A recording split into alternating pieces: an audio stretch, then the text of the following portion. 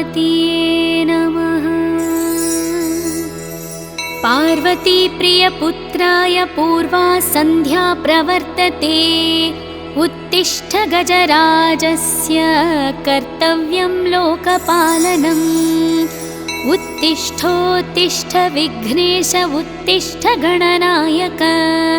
उत्तिष्ठ गिरिजापुत्र जगतां मङ्गलं कुरु। श्रीकाणिपाकवरसिद्धिविनायकत्वं प्रीत्याद्य जागृहि कुरु प्रियमङ्गलानि। त्रैलोक्यरक्षणकराणि महोज्ज्वलानि। श्रीमद्विनायक विभो तव सुप्रभातम्। श्रीमद्विहारपुरवास शिवात्मजात कूपोद्भवाद्भुतविलास स्वयंभूमूर्ते। श्रीदेवशङ्खलिखिताश्रितपादपद्म श्रीमद्विनायक विभो तव सुप्रभातम्।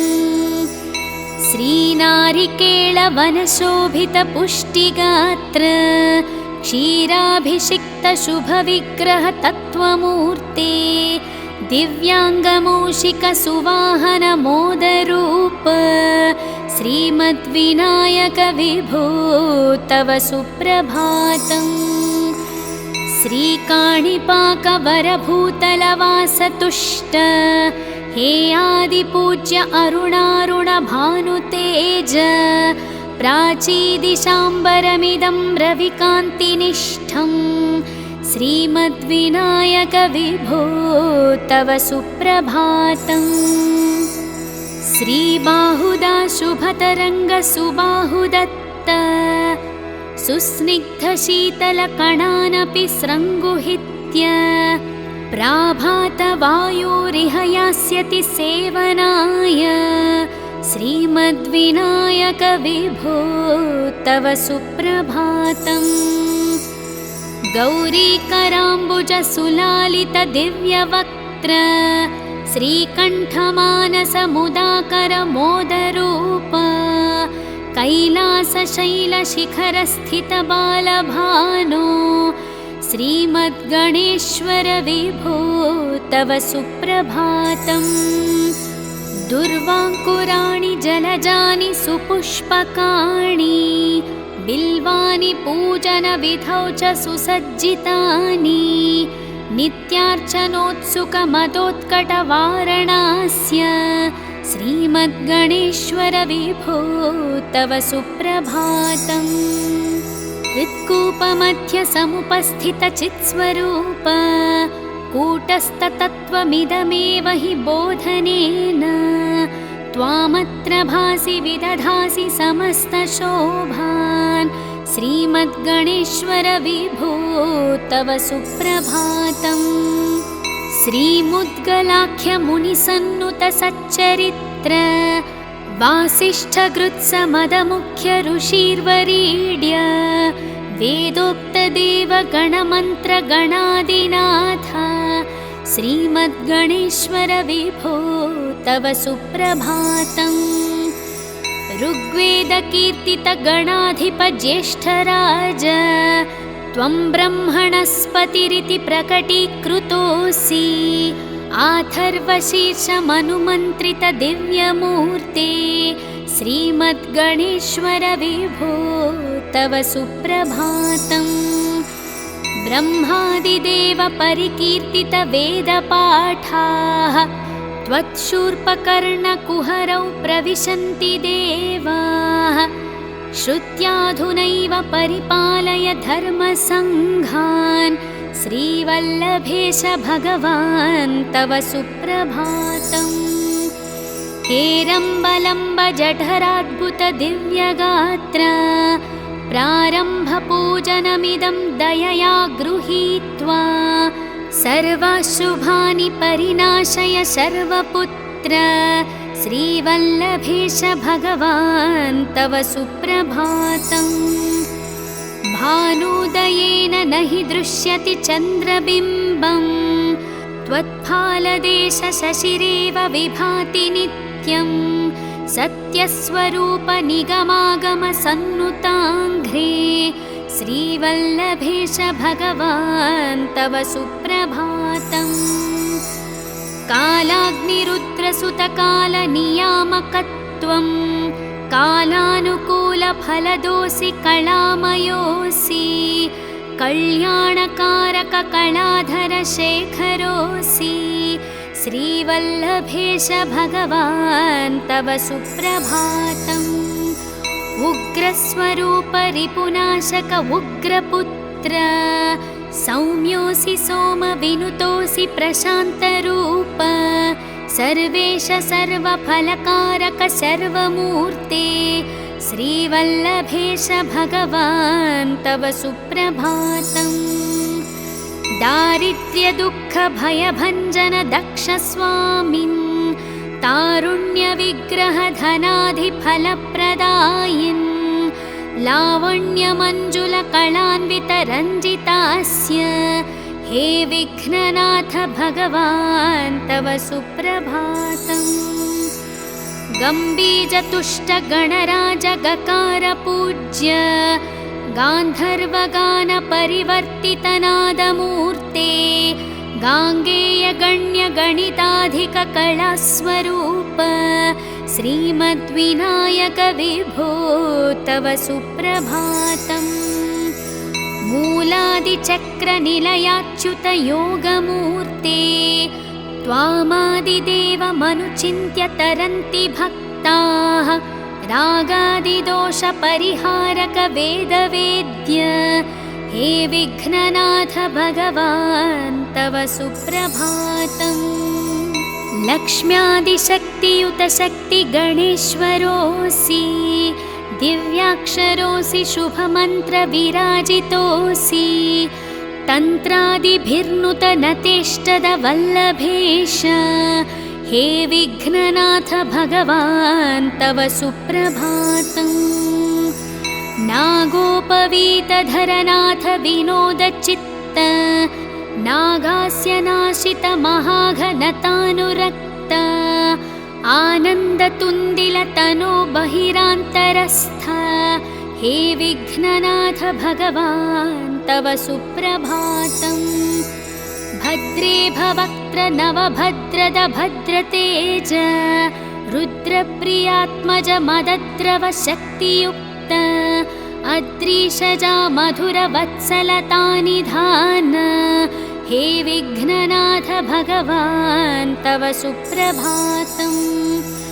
सर्वार्थसिद्धिफलदायक बुद्धिदायिन् विघ्नाद्रिवज्रपरिपूज्य चतुर्थीकाले भद्रं पदं दिशसि भक्तगणार्थितोऽसि हे विघ्ननाथ भगवान् तव सुप्रभातम्।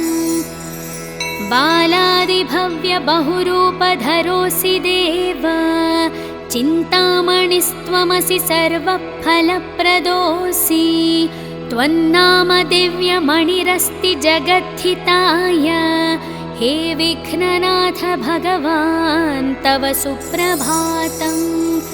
हे काणिपाकगणराट् तव सुप्रभातम्। ये मानवान् प्रतिदिनं प्रपठन्ति भक्त्या तानेकविशन्ति कुलान् परिपालय त्वम् इत्थं वदन्ति विबुध करुणार्थचित्ताः। इति श्रीकाणिपाकगणपति सुप्रभातं सम्पूर्णम्।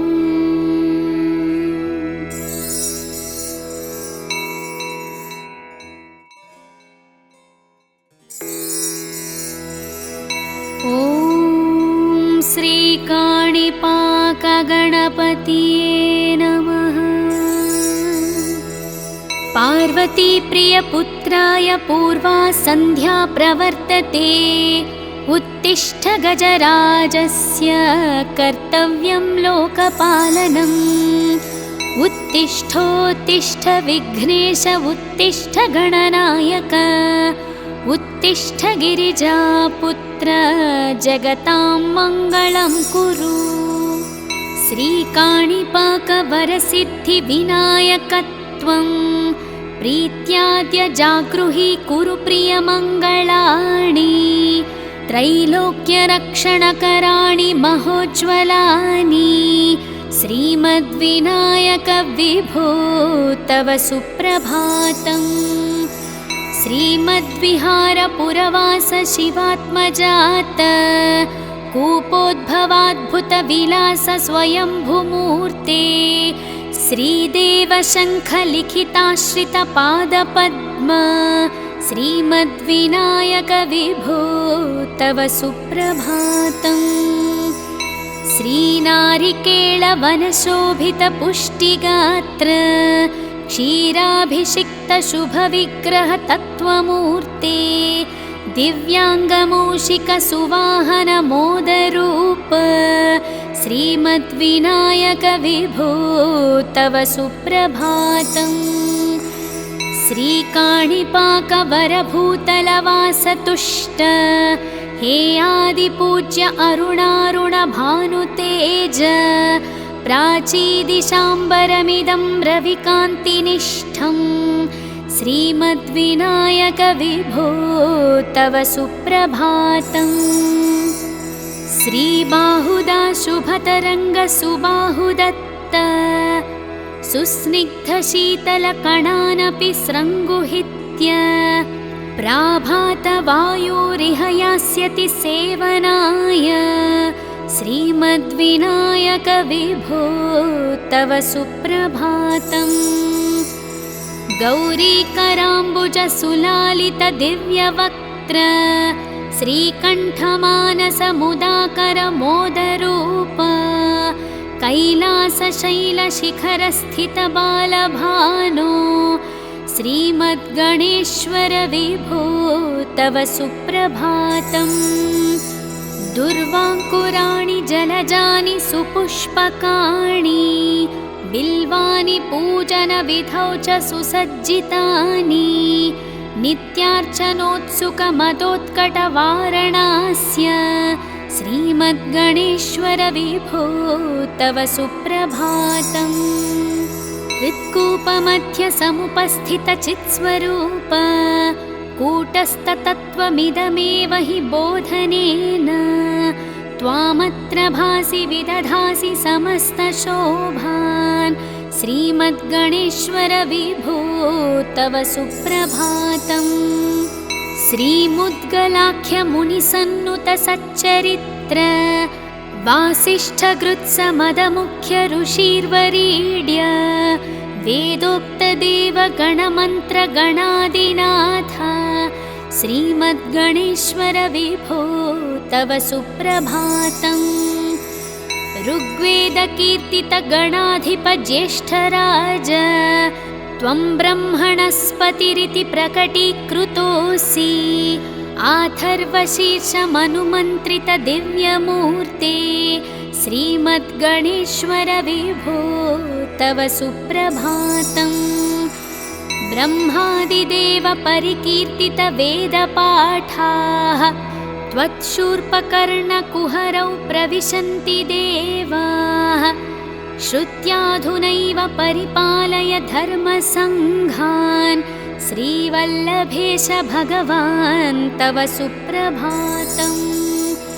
हेरम्बलम्ब जठराद्भुतदिव्यगात्र प्रारम्भपूजनमिदं दयया गृहीत्वा सर्वाशुभानि परिनाशय सर्वपुत्र श्रीवल्लभेश भगवान् तव सुप्रभातम्। भानुदयेन न हि दृश्यति चन्द्रबिम्बं त्वत्फालदेशशशिरेव विभाति नित्यं सत्यस्वरूप निगमागमसन्नुताङ्घ्रे श्रीवल्लभेश भगवान् तव सुप्रभातम्। कालाग्निरुद्रसुतकालनियामकत्वं कालानुकूलफलदोऽसि कलामयोऽसि कल्याणकारककलाधरशेखरोऽसि श्रीवल्लभेश भगवान् तव सुप्रभातम्। उग्रस्वरूप रिपुनाशक उग्रपुत्र सौम्योऽसि सोम विनुतोऽसि प्रशान्तरूप सर्वेश सर्वफलकारक सर्वमूर्ते श्रीवल्लभेश भगवान् तव सुप्रभातम्। दारिद्र्यदुःखभयभञ्जन दक्षस्वामिन् तारुण्यविग्रहधनाधिफलप्रदायिन् लावण्यमञ्जुलकलान्वितरञ्जितास्य हे विघ्ननाथ भगवान् तव सुप्रभातम्। गम्बीजतुष्टगणराजगकारपूज्य गान्धर्वगानपरिवर्तितनादमूर्ते गाङ्गेयगण्यगणिताधिककलास्वरूप श्रीमद्विनायक विभो तव सुप्रभातम्। मूलादिचक्रनिलयाच्युतयोगमूर्ते त्वामादिदेवमनुचिन्त्य तरन्ति भक्ताः रागादिदोषपरिहारक वेदवेद्य हे विघ्ननाथ भगवान् तव सुप्रभातम्। लक्ष्म्यादिशक्तियुत शक्तिगणेश्वरोऽसि दिव्याक्षरोऽसि शुभमन्त्रविराजितोऽसि तन्त्रादिभिर्नुतनतेष्टदवल्लभेश हे विघ्ननाथ भगवान् तव सुप्रभातम्। नागोपवीतधरनाथ विनोदचित्त नागास्यनाशित महाघनतानुरक्त आनन्दतुन्दिलतनो बहिरान्तरस्थ हे विघ्ननाथ भगवान् तव सुप्रभातम्। भद्रे भवक्त्र नवभद्रद भद्रतेज रुद्रप्रियात्मज मदद्रव शक्तियुक्त अद्रीशजा मधुरवत्सलतानिधान हे विघ्ननाथ भगवान् तव सुप्रभातम्। सर्वार्थसिद्धिफलदायक बुद्धिदायिन् विघ्नाद्रिवज्रपरिपूज्य चतुर्थीकाले भद्रं पदं दिशसि भक्तगणार्थितोऽसि हे विघ्ननाथ भगवान् तव सुप्रभातम्। बालादिभव्यबहुरूपधरोऽसि देव चिन्तामणिस्त्वमसि सर्वफलप्रदोऽसि त्वन्नाम दिव्यमणिरस्ति जगद्धिताय हे विघ्ननाथ भगवान् तव सुप्रभातम्। हे काणिपाकगणराट् तव सुप्रभातम्। ये मानवान् प्रतिदिनं प्रपठन्ति भक्त्या तानेकविशन्ति कुलान् परिपालय त्वम् इत्थं वदन्ति विबुधा करुणार्थचित्ताः।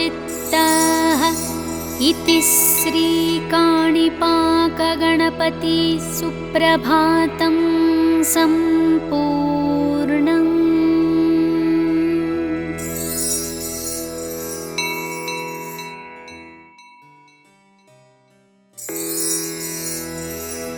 ॐ श्रीकाणिपाकगणपतये नमः। पार्वतीप्रियपुत्राय पूर्वा सन्ध्या प्रवर्तते उत्तिष्ठ गजराजस्य कर्तव्यं लोकपालनम्। उत्तिष्ठोत्तिष्ठ विघ्नेश उत्तिष्ठ गणनायक उत्तिष्ठ गिरिजापुत्र जगतां मङ्गलं कुरु। श्रीकाणिपाकवरसिद्धिविनायकत्वं प्रीत्याद्य जागृहि कुरु प्रियमङ्गलानि। त्रैलोक्यरक्षणकराणि महोज्ज्वलानि श्रीमद्विनायक विभो तव सुप्रभातम्। श्रीमद्विहारपुरवास शिवात्मजात कूपोद्भवाद्भुतविलास स्वयंभूमूर्ते श्रीदेवशङ्खलिखिताश्रितपादपद्म श्रीमद्विनायक विभो तव सुप्रभातम्। श्रीनारिकेळवनशोभितपुष्टिगात्र क्षीराभिषिक्तशुभविग्रह तत्त्वमूर्ते दिव्याङ्गमूषिकसुवाहनमोदरूप श्रीमद्विनायक विभो तव सुप्रभातम्। श्रीकाणिपाकवरभूतलवासतुष्ट हे आदिपूज्य अरुणारुणभानुतेज प्राचीदिशाम्बरमिदं रविकान्तिनिष्ठं श्रीमद्विनायक विभो तव सुप्रभातम्। श्रीबाहुदा शुभतरङ्गसुबाहुदत्त सुस्निग्धशीतलकणानपि स्रङ्गुहित्य प्राभातवायुरिह यास्यति सेवनाय श्रीमद्विनायक विभो तव सुप्रभातम्। गौरीकराम्बुजसुलालितदिव्यवक्त्र श्रीकण्ठमानसमुदाकरमोदरूप कैलासशैलशिखरस्थितबालभानो श्रीमद्गणेश्वर विभो तव सुप्रभातम्। दुर्वाङ्कुराणि जलजानि सुपुष्पकाणि बिल्वानि पूजनविधौ च सुसज्जितानि नित्यार्चनोत्सुकमदोत्कटवारणास्य श्रीमद्गणेश्वर विभो तव सुप्रभातम्। हृत्कूपमध्यसमुपस्थितचित्स्वरूप कूटस्थतत्त्वमिदमेव हि बोधनेन त्वामत्र भासि विदधासि समस्तशोभान् श्रीमद्गणेश्वर विभो तव सुप्रभातम्। श्रीमुद्गलाख्यमुनिसन्नुतसच्चरित्र वासिष्ठगृत्समदमुख्य ऋषिर्वरीड्य वेदोक्तदेवगणमन्त्रगणादिनाथ श्रीमद्गणेश्वर विभो तव सुप्रभातम्। ऋग्वेदकीर्तितगणाधिपज्येष्ठराज त्वं ब्रह्मणस्पतिरिति प्रकटीकृतोऽसि आथर्वशीर्षमनुमन्त्रितदिव्यमूर्ते श्रीमद्गणेश्वर विभो तव सुप्रभातम्। ब्रह्मादिदेव परिकीर्तितवेदपाठाः त्वत्शूर्पकर्णकुहरौ प्रविशन्ति देवाः श्रुत्याधुनैव परिपालय धर्मसङ्घान् श्रीवल्लभेश भगवान् तव सुप्रभातम्। हेरम्बलम्ब जठराद्भुतदिव्यगात्र प्रारम्भपूजनमिदं दयया गृहीत्वा सर्वाशुभानि परिनाशय शर्वपुत्र श्रीवल्लभेश भगवान् तव सुप्रभातम्। भानुदयेन न हि दृश्यति चन्द्रबिम्बं त्वत्फालदेशशशिरेव विभाति नित्यं सत्यस्वरूप निगमागमसन्नुताङ्घ्रे श्रीवल्लभेश भगवान् तव सुप्रभातम्। कालाग्निरुद्रसुतकालनियामकत्वं कालानुकूलफलदोऽसि कलामयोऽसि कल्याणकारककलाधरशेखरोऽसि श्रीवल्लभेश भगवान् तव सुप्रभातम्। उग्रस्वरूप रिपुनाशक उग्रपुत्र सौम्योऽसि सोमविनुतोऽसि प्रशान्तरूप सर्वेश सर्वफलकारक सर्वमूर्ते श्रीवल्लभेश भगवान् तव सुप्रभातम्। दारिद्र्यदुःखभयभञ्जन दक्षस्वामिन् तारुण्यविग्रह धनाधिफलप्रदायिन् लावण्यमञ्जुलकलान्वितरञ्जितास्य हे विघ्ननाथ भगवान् तव सुप्रभातम्। गम्बीजतुष्टगणराजगकारपूज्य गान्धर्वगानपरिवर्तितनादमूर्ते गाङ्गेयगण्यगणिताधिककलास्वरूप श्रीमद्विनायक विभो तव सुप्रभातम्। मूलादिचक्रनिलयाच्युतयोगमूर्ते त्वामादिदेवमनुचिन्त्य तरन्ति भक्ताः रागादिदोषपरिहारक वेदवेद्य हे विघ्ननाथ भगवान् तव सुप्रभातम्। लक्ष्म्यादिशक्तियुत शक्तिगणेश्वरोऽसि दिव्याक्षरोऽसि शुभमन्त्रविराजितोऽसि तन्त्रादिभिर्नुतनतेष्टदवल्लभेश हे विघ्ननाथ भगवान् तव सुप्रभातम्। नागोपवीतधरनाथ विनोदचित्त नागास्यनाशितमहाघनतानुरक्त आनन्दतुन्दिलतनो बहिरान्तरस्थ हे विघ्ननाथ भगवान् तव सुप्रभातम्।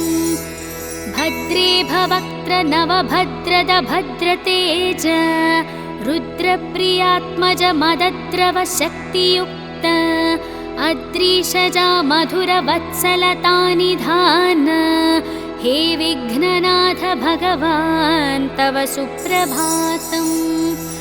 सर्वार्थसिद्धिफलदायक बुद्धिदायिन् विघ्नाद्रिवज्र परिपूज्य चतुर्थीकाले भद्रं पदं दिशसि भक्तगणार्थितोऽसि हे विघ्ननाथ भगवान् तव सुप्रभातम्। बालादिभव्य बहुरूपधरोऽसि देव चिन्तामणिस्त्वमसि सर्वफलप्रदोऽसि त्वन्नाम दिव्यमणिरस्ति जगद्धिताय हे विघ्ननाथ भगवान् तव सुप्रभातम्। हे काणिपाकगणराट् तव सुप्रभातम्। ये मानवान् प्रतिदिनं प्रपठन्ति भक्त्या तानेकविशन्ति कुलान् परिपालय त्वम् इत्थं वदन्ति विबुधा करुणार्थचित्ताः। इति श्रीकाणिपाकगणपति सुप्रभातं सम्पूर्णम्।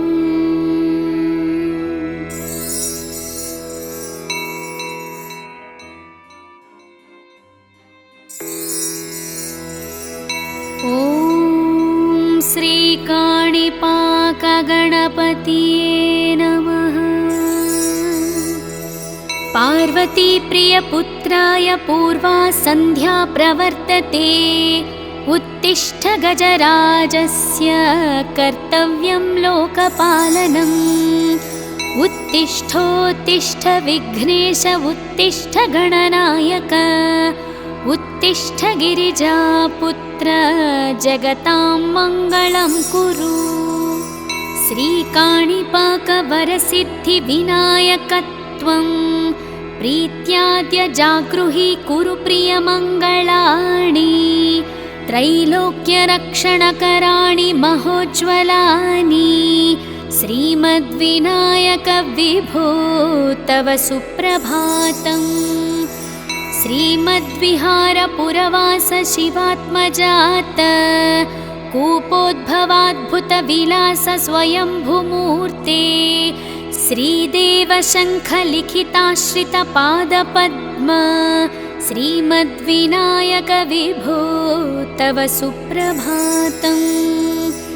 श्रीनारिकेळवनशोभितपुष्टिगात्र क्षीराभिषिक्तशुभविग्रह तत्त्वमूर्ते दिव्याङ्गमूषिकसुवाहनमोदरूप श्रीमद्विनायक विभो तव सुप्रभातम्। श्रीकाणिपाकवरभूतलवासतुष्ट हे आदिपूज्य अरुणारुणभानुतेज प्राचीदिशाम्बरमिदं रविकान्तिनिष्ठं श्रीमद्विनायक विभो तव सुप्रभातम्। श्रीबाहुदा शुभतरङ्ग सुबाहुदत्त सुस्निग्धशीतलकणानपि स्रङ्गुहित्य प्राभातवायोरिह यास्यति सेवनाय श्रीमद्विनायक विभो तव सुप्रभातम्। गौरीकराम्बुजसुलालितदिव्यवक्त्र श्रीकण्ठमानसमुदाकरमोदरूप कैलासशैलशिखरस्थितबालभानो श्रीमद्गणेश्वर विभो तव सुप्रभातम्। दुर्वाङ्कुराणि जलजानि सुपुष्पकाणि बिल्वानि पूजनविधौ च सुसज्जितानि नित्यार्चनोत्सुकमदोत्कटवारणास्य श्रीमद्गणेश्वर विभो तव सुप्रभातम्। हृत्कूपमध्यसमुपस्थितचित्स्वरूप कूटस्थतत्त्वमिदमेव हि बोधनेन त्वामत्र भासि विदधासि समस्तशोभान् श्रीमद्गणेश्वर विभो तव सुप्रभातम्। श्रीमुद्गलाख्यमुनिसन्नुतसच्चरित्र वासिष्ठगृत्समदमुख्य ऋषिर्वरीड्य वेदोक्तदेवगणमन्त्रगणादिनाथ श्रीमद्गणेश्वर विभो तव सुप्रभातम्। ऋग्वेदकीर्तितगणाधिपज्येष्ठराज त्वं ब्रह्मणस्पतिरिति प्रकटीकृतोऽसि आथर्वशीर्षमनुमन्त्रितदिव्यमूर्ते श्रीमद्गणेश्वर विभो तव सुप्रभातम्। ब्रह्मादिदेव परिकीर्तितवेदपाठाः त्वत्शूर्पकर्णकुहरौ प्रविशन्ति देवाः श्रुत्याधुनैव परिपालय धर्मसङ्घान् श्रीवल्लभेश भगवान् तव सुप्रभातम्। हेरम्बलम्ब जठराद्भुतदिव्यगात्र प्रारम्भपूजनमिदं दयया गृहीत्वा सर्वशुभानि परिनाशय शर्वपुत्र श्रीवल्लभेश भगवान् तव सुप्रभातम्। भानुदयेन न हि दृश्यति चन्द्रबिम्बं त्वत्फालदेशशशिरेव विभाति नित्यं सत्यस्वरूप निगमागमसन्नुताङ्घ्रे श्रीवल्लभेश भगवान् तव सुप्रभातम्। कालाग्निरुद्रसुतकालनियामकत्वं कालानुकूलफलदोऽसि कलामयोऽसि कल्याणकारककलाधरशेखरोऽसि श्रीवल्लभेश भगवान् तव सुप्रभातम्। उग्रस्वरूप रिपुनाशक उग्रपुत्र सौम्योऽसि सोमविनुतोऽसि प्रशान्तरूप सर्वेश सर्वफलकारक सर्वमूर्ते श्रीवल्लभेश भगवान् तव सुप्रभातम्।